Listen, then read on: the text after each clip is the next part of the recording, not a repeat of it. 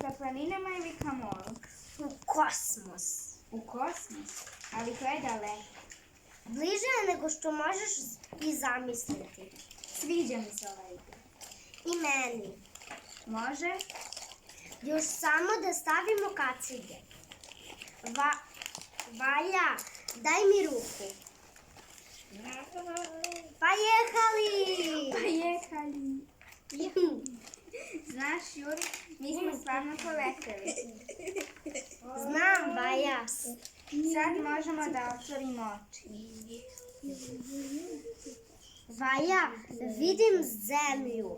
Ja vidim zemlju. Kakva je priča i kako izgleda? Okrugla, plava i prelepa. Šta još vidiš, reci? Vidim okeane i vidim oblake. I šta još? Vidim sve. Baš sve? Da, sve. Evo, uveri se i sama. U pravu si, kako je lepa ova naša planeta.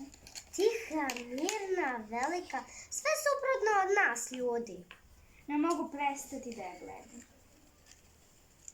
Ljudi, ovu lepotu treba čuvati, umnožavati.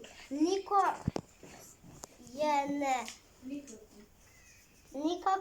je ne smemo uništavati.